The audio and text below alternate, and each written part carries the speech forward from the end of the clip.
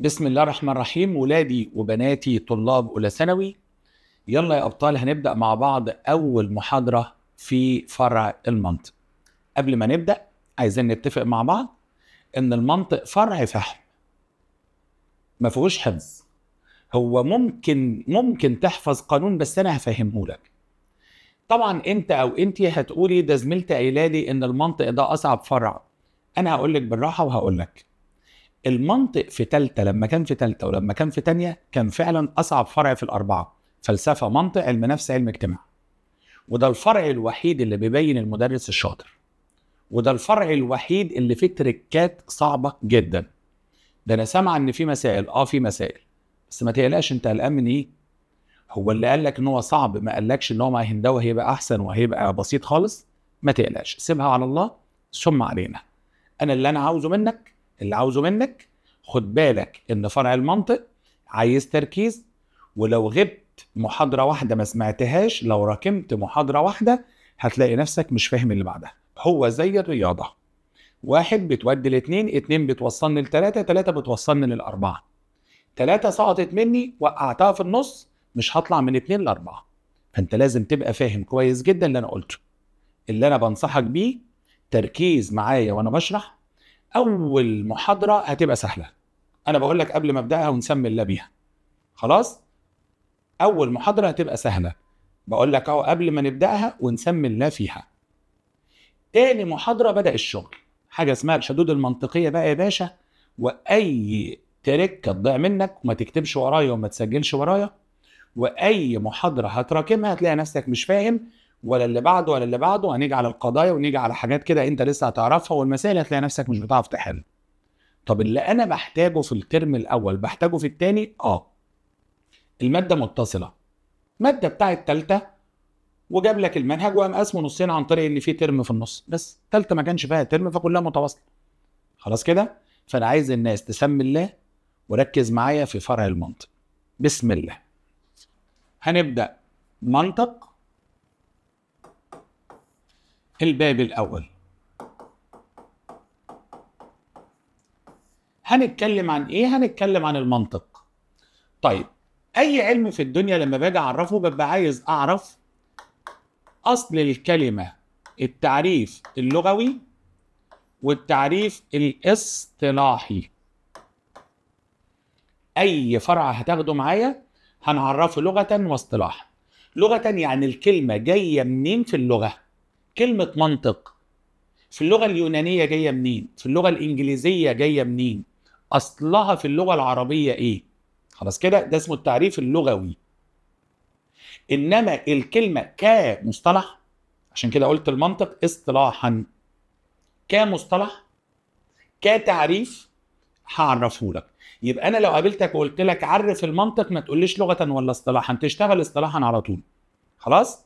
طيب، عايز بس اخدك في الهامش كده واقول لك خد بالك ان كلمة منطق تعوض لي عنها في مخك اول ما اقولها لك طول السنة بمعنى عقل. يبقى منطقي يعني ايه؟ عقلي. ممتاز. واحد يقول لي كلامك صح.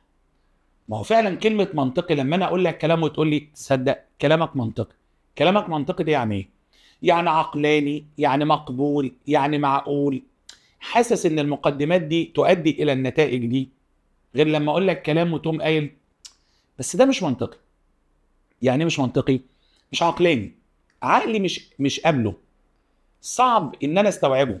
حاسس ان اللي انت بتقوله ما يؤديش الى النتائج دي، فكلمة عادية بنقولها. كلمة منطقي يعني عقل. منين ما تسمعها طول السنة تعوض عنها في مخك بكلمة ايه؟ بكلمة عقل. تعال بقى نشوف المنطق في اللغة. قال لك والله أنا هتكلم على 3 لغات. أول حاجة في اللغة العربية، وبعدين الإنجليزية، وبعدين اليونانية. قال لك ركز معايا، في اللغة العربية، في اللغة اليونانية الأول جاي من لوجوس، وهي تترجم بمعنى العقل. خلاص كده، يبقى هو في اللغة العربية وتترجم بمعنى العقل.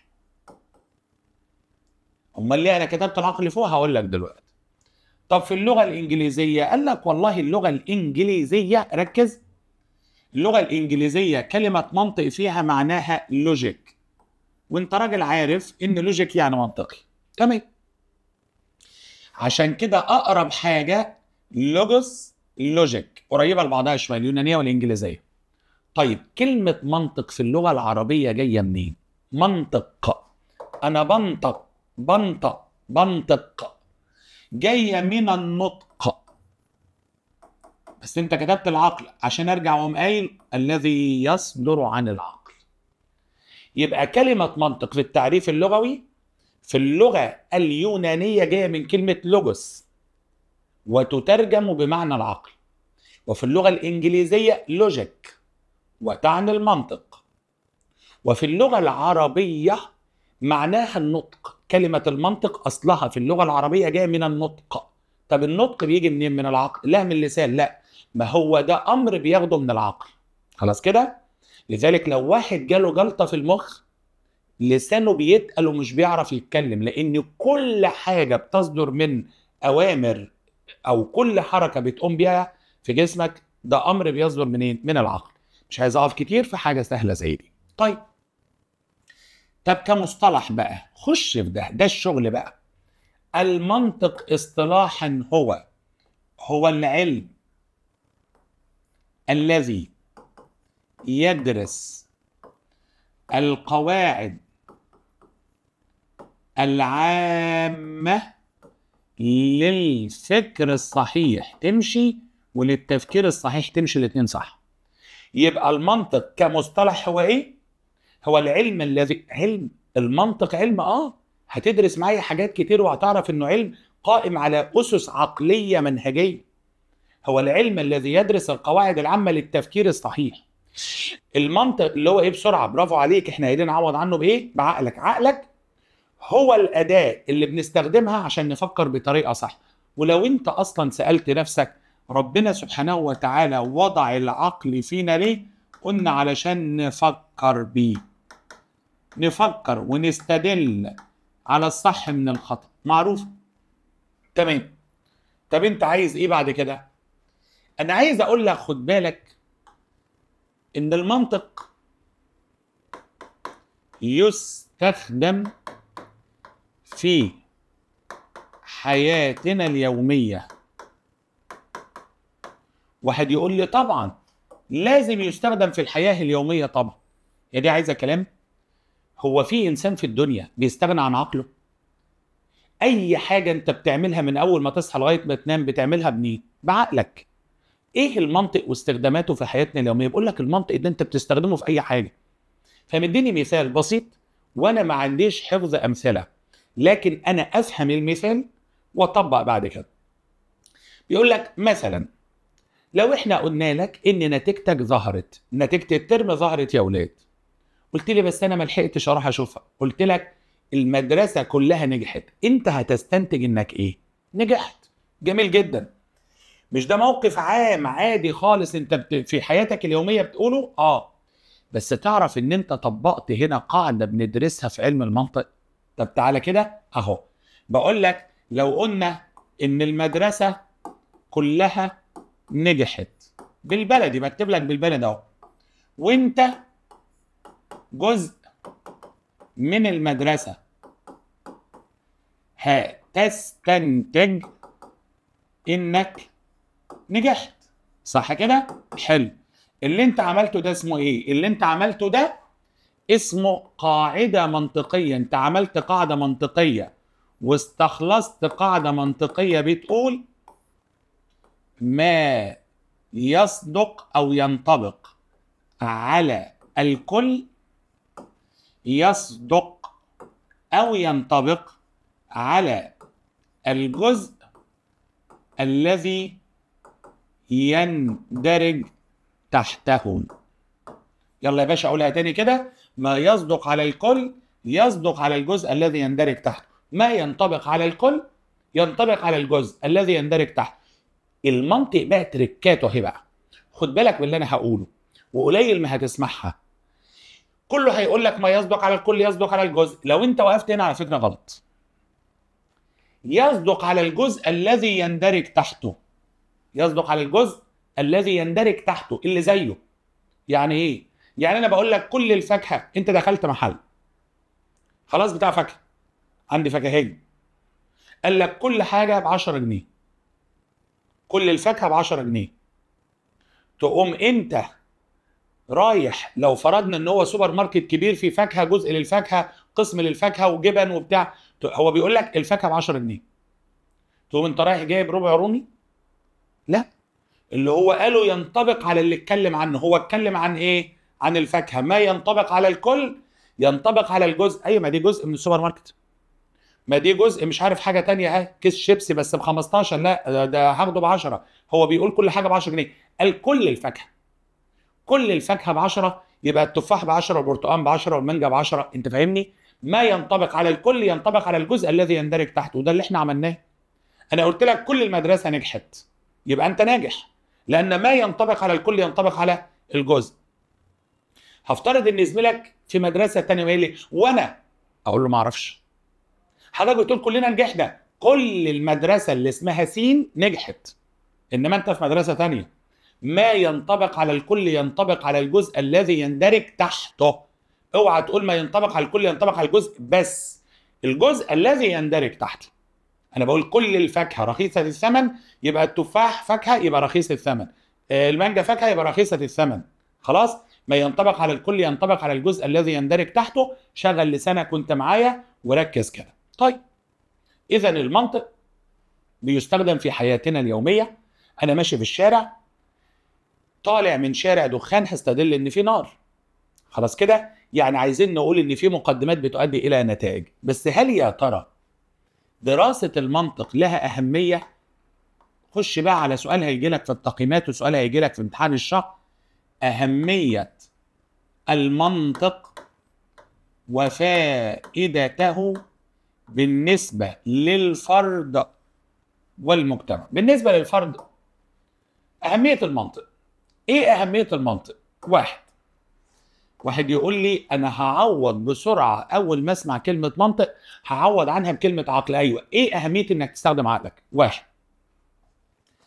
يساعد الباحث الباحث اللي هو حضرتك اللي بتستخدم عقلك، يساعد الباحث على التمييز بين الأدلة السليمة والغير سليمة، الكافية والغير كافية. بسرعة يلا، بسرعة يلا. أهمية المنطق، أول حاجة بيساعد الباحث على التمييز بين الأدلة السليمة والغير سليمة، الكافية والغير كافية. أنت لو ركزت بعقلك، مش بعينيك، بعقلك في مسألة، وهفترض إن هي مسألة في مادة الرياضيات، فكرت بعقلك لقيته بيقول لك أنا عايزك توجد كذا، وعشان تجيبها يبقى لازم يديك معلومة ما جابهاش في المسألة. بتقوم أنت إيه ليه لما تفكر بعقلك؟ الكلام المكتوب ده غير سليم، الأدلة اللي مديهاني والمعطيات اللي مديهاني غير كافية، عشان أجيب له كذا كان لازم يديني قياس كذا. خلاص؟ أديك سؤال تقراه في الفلسفة أو في المنطق، وأنت بتقراه هفترض إن هو مكتوب غلط كمبيوتر، الطباعة فيها حتة ممسوحة، تيجي تقرا تلاقي نفسك المعلومات مش كافية عشان تقدر تختار. تقوم تقول لي السؤال ممسوح أنا مش شايفه، او كده غلط، كان المفروض يقول كذا لان دي تنفع كذا وكذا. برافو عليك. انا لما افكر بعقلي هقدر اميز بين الكلام. انا هفترض ان انا سبت ساعتي وانا قاعد مع 5 6، خلاص طلعت عملت حاجه ورجعت ما لقيتهاش، في 3 كانوا مشيوا. ركز، يبقى اكيد واحد من ال3. خلاص، بما ان ال2 اللي قاعدين قدامي انا سالتهم فتشتهم، ما اختارش واحد من ال3 واقول ساعتي معاه، لا، ده دليل غير كافي. حياتنا كلها مبنيه على العقل. لذلك لما اقول لك ان استخدامك لعقلك بيخليك تميز بين السليم اللي هو الصح والغلط، بين الكافي اللي تقول صح ايوه كده كفايه، وبين الغير كافي، دي شبه ايه؟ دي شبه إن جاءكم فاسق بنبأ فتبين. مش معنى إن جه حد قال لك تقوم مصدق كده أنت راجل عاطفي. أمال أنت عايز إيه؟ أنا عايزك تبقى عقلاني. مش كافي اللي بيتقال، مش كفاية. خلاص كده؟ الشخص اللي بيسمع الحاجة بعقله هو اللي بيقدر يميز بين الكافي والغير كافي، بين السليم الصح والغير سليم اللي هو الغلط. يبقى أول فايدة تعود عليا من وراء استخدام المنطق، يساعد الباحث على التمييز بين الأدلة السليمة والغير سليمة، الكافية والغير كافية. اتنين، يساعد الباحث على التحرر، يعني البعد، يتحرر من تأثير العاطفة والشائعات والدعايات والاستهواء. يلا نفهم مع بعض. لما تستخدم عقلك هتبعد عن تأثير العاطفة. ما هو بص، أي حاجة بتقابلك أنت بتفسرها بحاجة من اتنين، يا عقلك يا قلبك. طب أنا هبقى راجل منطقي وعقلاني، يبقى مفيش هنا إيه؟ مجال للقلب، يبقى هتحرر من العاطفة. اتنين، الشائعات اللي بتتقام مش هرددها كده من غير فهم، لا أنا هركز. مش كل حاجة تتقال هصدقها، أنا راجل عقلاني عايز دليل، عايز برهان. تلاتة، الدعايات اللي الناس قاعدة تقولها مش هتمشي وراها. الاستهواء دي بقى اللي أنا عايز أشرحها. يعني إيه لما استخدم عقلي هبعد عن الاستهواء؟ الاستهواء جاية من كلمة إيه؟ جاية من كلمة الهوى، باليه مش بالألف وهمزة على السطر.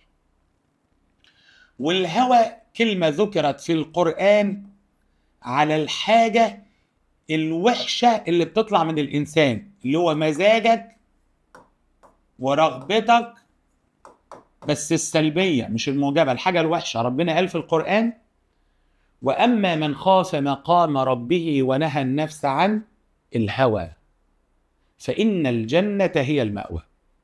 لو بعدت عن الهوى هخش الجنة، يبقى اللي بعدت عنه حاجة حلوة ولا وحشة؟ برافو عليك، حاجة وحشة. فكلمة الهوى جاية من هوى الإنسان ومزاج الإنسان، اللي بيبقى مش عايز يبقى ماشي ورا دين ولا ورا عادات وتقاليد، عايز يبقى بمزاجه. ربنا قال في القرآن: أفرأيت من اتخذ إلهه هواه. في ناس بتاخد الإله بتاعها هواها، مزاجها. لو سأل شيخ والفتوى على مزاجه يبقى خلاص يصدقها، مش على هواه ومش على مزاجه يقول لك لا غلط. تمام كده؟ فالاستهواء أصلا كلمة مش كويسة، جاية من الهوى اللي هي معاهم عليهم. الشخص اللي بلا شخصية، الشخص المذبذب بلا شخصية. واحنا قلنا لا تكن إمعة، إذا أحسن الناس أحسنت وإن أساءوا أسأت. فين شخصيتك؟ لازم تبقى مستقل مش تابع. الاستهواء دي معناها ان انت راجل تابع ورا الناس، ما ينفعش. لازم تاخد بالك من اللي انا هقوله. لازم تبقى شخصية، ما تمشيش ورا الناس. فين شخصيتك؟ لازم تبقى مستقل. المنطق اللي انا بدرسه لك والفلسفة دي علشان نبني تفكيرك، ازاي تفكر، ازاي تبقى شخصية كويسة مستقل، ما تبقاش تابع لغيرك. لازم تبقى شخصية. لا تكن إمعة، إن أحسن الناس أحسنت وإن أساءوا أسأت.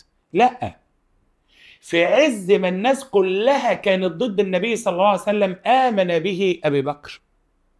أنت متخيل؟ فأنت لازم تبقى شخصية. مش معنى أن الناس كلها، أنا بقول الكلام ده ليه؟ خد بالك ليك، بنصحك وبقول لك لازم تبقى شخصية. يعني إيه؟ يعني عقلك يشتغل. الصح صح ولو واحد اللي بيعمله، والغلط غلط لو الكل بيعمله. انت قدامك حاجات دلوقتي اختلط عليك الامر كطالب، ما انتش فاهم فين الصح وفين الغلط، في لبس، في قصة شعر، في كل ده. لازم تاخد بالك ان الصح لا يختلف عليه اتنين. الصح صح لو واحد بس اللي بيعمله، والغلط غلط لو الكل بيعمله.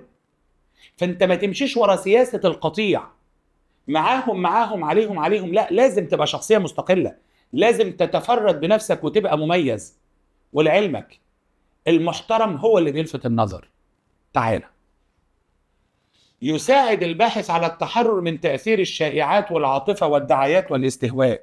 3، لو استخدمت عقلي هيفيدني في ايه؟ يساعد الباحث على اختيار الألفاظ بدقة. ليه؟ هو أنا لما استخدم عقلي هيمسك لساني ويخليني يقول كلام كويس؟ هيخليك تقول كلام كويس. افهم معايا. أنا دلوقتي راجل عقلاني، لما بتعرض لموقف بحكم عقلي، فمش هقول ألفاظ أندم عليها، مش هبقى عصبي واغلط في الناس وارجع ابوس الراس واتاسف. بالعكس، الشخص العقلاني الفاظه مناسبه للموقف. لذلك الغير عقلاني بيختار الفاظ غلط. الشخص العصبي اللي بيشتم الناس، بيغلط في الناس، تمام، فتبص تلاقيه على طول بيبص في راس الناس وبيعتذر كتير. ليه؟ عصبي، مش مركز هو بيقول ايه. انا عايزك تبقى راجل عقلاني وتختار اللفظ المناسب لكل مقام مقال. خد بالك الحته دي مهمه جدا، لازم تحتم وتحكم عقلك. 4، يساعد الباحث على تنمية الاتجاه النقدي لدى دارسيه، للناس اللي بتدرسه. فهم ايه؟ فهمت ايه؟ فهمت ان انا لما استخدم عقلي هينمي جوايا روح النقد. ناقد يعني راجل. الناقد بيعمل ايه؟ بيحلل الشيء الاول ويبدأ يوازن بين الصح وبين الغلط. الروح النقدية. مين ينقد الناس؟ بالراحة وببساطة خالصة وشرح مبسط جدا. مين ينقد الناس؟ اللي بيستخدم عقله ولا اللي بيستخدم العاطفة؟ كلكم هتجاوبوني وتقولوا اللي بيستخدم عقله. اللي بيستخدم العاطفة معاهم عليهم هينقدوا ليه؟ يعني حضرتك دلوقتي في اولى ثانوي عايش لي دور الحب والغرام ومش عارف اكلم بنته والكلام الفاضي ده. الولد العقلاني اللي يفكر يقول ايه اللي احنا بنعمله ده؟ ايه الخيابه دي؟ احنا لسه طالعين من ثالثه اعدادي داخلين اولى ثانوي وعايزين نركز في شغلنا وفي مصلحتنا وداخلين على مرحله عايزه تركيز. لو جيت قلت لصاحبك اللي بيعمل كده انت غلط، هيشوفك انت اللي غلط. اسكت انت ما تعرفش حاجه، لانه بيفكر بالعاطفه. تمام؟ هيشوفك غلط لانك بتفكر بعقلك، فانت بالنسبه له غلط. تمام كده؟ الشخص اللي بينقد الناس هو اللي بيستخدم عقله، لان العقل هو الفلتر اللي بسمع الكلام وفلتره واعرف الصح من الغلط والكافي من الغير كافي. لو سمعتني بعقلك بعد ما اخلص الحصه هتقدر تقول بس انا قلت كذا وفي نص الحصه قال كذا وفي اخرها قال كذا. لا، ده متناقض. معايا؟ كنت دايما اضحك مع الطالب واقول له واحد جاي يخطب اختك، تمام، انت قاعد مركز بعقلك انما باباك ومامتك بالعاطفه، فرحانين بنتهم هتتخطب، تمام. الاخ اول ما قعد في اول القعده قال انا هخلص شقتي ونتجوز. في نص القعده اصل انا الايجارات غاليه كنت ناوي اجر شقه لان انا مقدم على شقه للاسكان ولسه ما استلمتهاش. في اخر القعده وان شاء الله بقى انا هسافر وتبقى تجيلي عروسه السعوديه.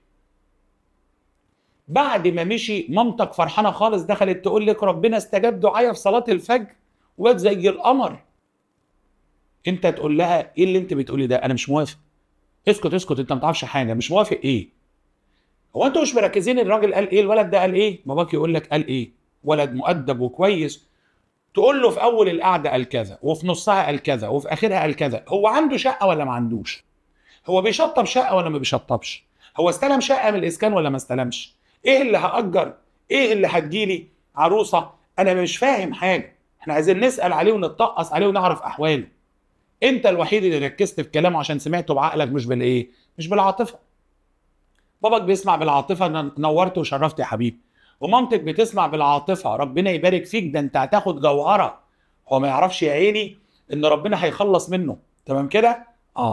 يبقى انا الوحيد في القعده اللي هقدر انقد العريس اللي جاي لاختي. ليه؟ هنقد لاني قاعد بسمع بعقلي فبحلل، بوزن الكلام، بعرف الصح من الغلط، واقف على القوه، على مواطن القوه في الكلام ومواطن الضعف. ايوه، الشخص العقلاني كده. الشخص العقلاني كده. لكن العاطفي حمامه سلام، معاهم عليهم زي ما كنت بقول لك من شويه. انت بتكلم بنت ولا حاجه، طبعا ده غلط. هتلاقي نفسك ماشي مع مين؟ مع صاحبك العاطفي اللي بيقعد يسمع لي اغاني ويعيط لي عليها ويعمل لي فيها مجروح. العقلاني ما يعجبوش الكلام ده. راجل بيفكر بعقله، ايه اللي احنا بنعمله ده؟ احنا داخلين مرحله جديده، عايز ابني نفسي، عايز اكون مستقبلي، الثانويه العامه دي هي البوابه للمستقبل، عايز ادخل كليه كويسه يبقى ليا مكانه علميه ومكانه اجتماعيه ومكانه ماديه وكلام تاني خالص. تمام كده؟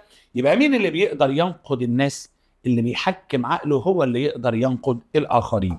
كمان من اهميه استخدام المنطق، يساعد الباحث على تنميه الاتجاه أو الروح العلمية لدى الفرد.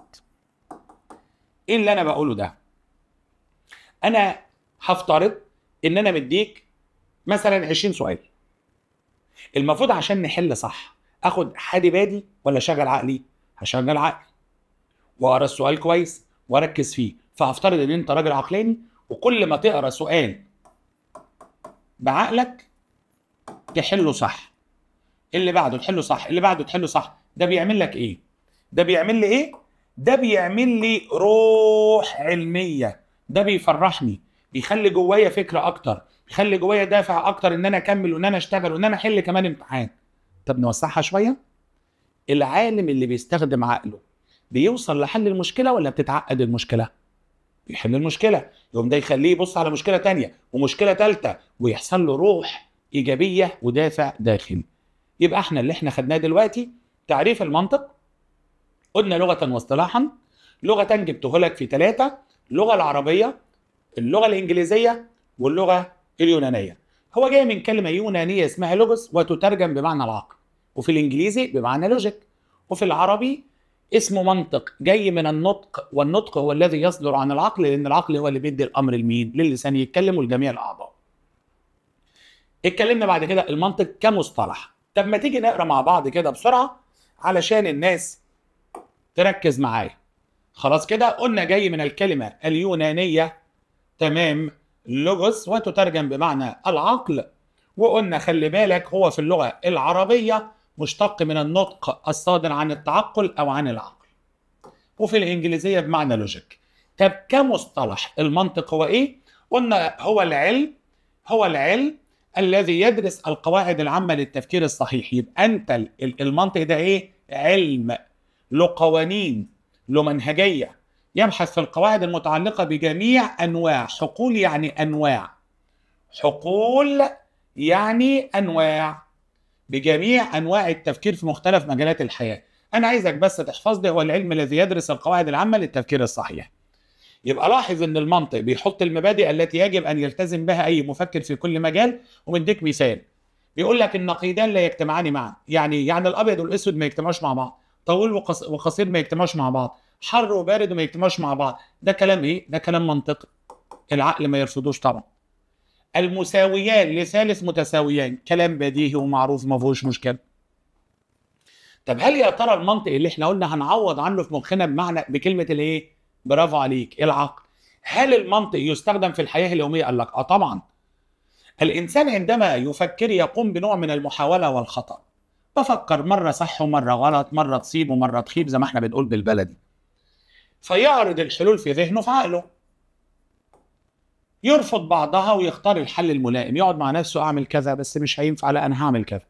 أسمع الحصة النهاردة خليها بكرة، بس أنا وهي هينزل كمان محاضرة كمان وحصة كمان، طب أعمل إيه؟ أما أقوم بقى إيه؟ أسمعها وأمري إلى الله. ماشي. السؤال بقى اللي أنا عايز أقوله هنا، يقتصر، الناس تكتب في المكان ده، يقتصر التفكير السليم، يقتصر التفكير السليم على دارسي المنطق فقط، صح ولا غلط؟ السؤال بصيغة تانية بيقول مفيش حد بيفكر بطريقة صح غير اللي دارس منطق. الكلام ده صح ولا غلط؟ برافو عليك، الكلام ده ايه؟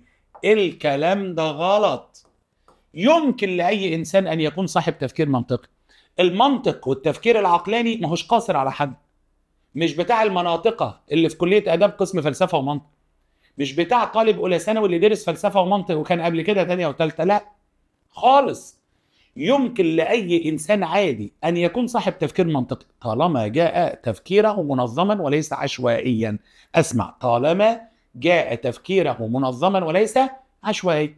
طالما التفكير منظم مبني على امور عقليه يبقى تفكيرك صح. يا رب تكون شغال ايه؟ يا رب تكون مش متعلم.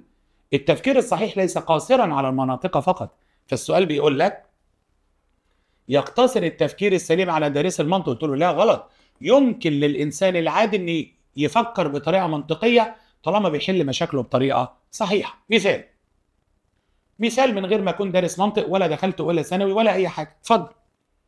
بيقول لك لو عرف الطالب ان نتيجه الامتحانات ظهرت وزميله اخبره بان كل الطلبه ناجحون، الكل ما يصدق على الكل، فمن الممكن ومن الطبيعي ان يفهم انه نجح. انه هو يعني جزء من كل، هو جزء من كل الطلبه. ليه هيستنتج انه نجح؟ لان نجاح الكل يعني ان الجزء نجح. فهو توصل الى النتيجه دون ان يعرف انه استخدم فكر. هو هنا كلنا بنعملها في الحياه العامه، كلنا بنعمل ده بكام؟ يقول لك اي حاجه ب10. خلاص انا كيلو من هنا وكيلو من حاجه ثانيه وكيلو من حاجه ثالثه وادي له 30 جنيه. طبقت قاعده بتقول ما ينطبق على الكل ينطبق بالضروره على الجزء الذي يندرج تحته. خلي بالك، كل مدرسته نجحت قال يبقى انا نجحت.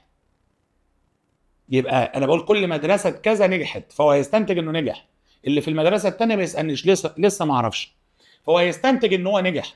فهو توصل الى النتيجه دون ان يعرف انه استخدم فكره استدلاليه في المنطق عندنا. شوف الولد اللي عمل كده، والست البسيطه اللي اشترت فاكهه بالطريقه اللي انا قلتها، والراجل قال لها كل حاجه ب10، اختارت حاجه من دي وحاجه من دي وحاجه من دي واديت له 30. ركز، هي هنا استخدمت قاعده منطقيه، قاعده في علم المنطق بتقول ما يصدق على الكل يعني ما ينطبق على الكل يصدق او ينطبق بالضروره على الجزء. هنا غلط.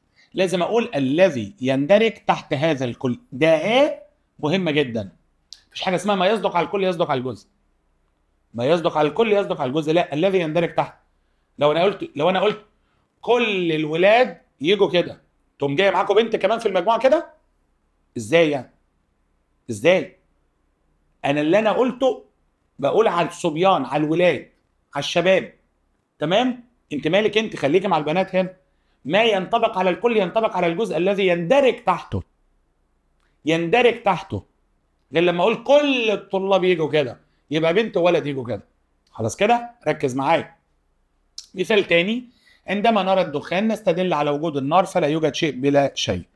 طيب يا ترى انا هستفيد من دراسة المنطق؟ قال لك طبعا هتستفيد من دراسة المنطق. واحد، يساعد على التمييز بين الأدلة السليمة والغير سليمة. يساعد على التمييز بين الأدلة الإيه؟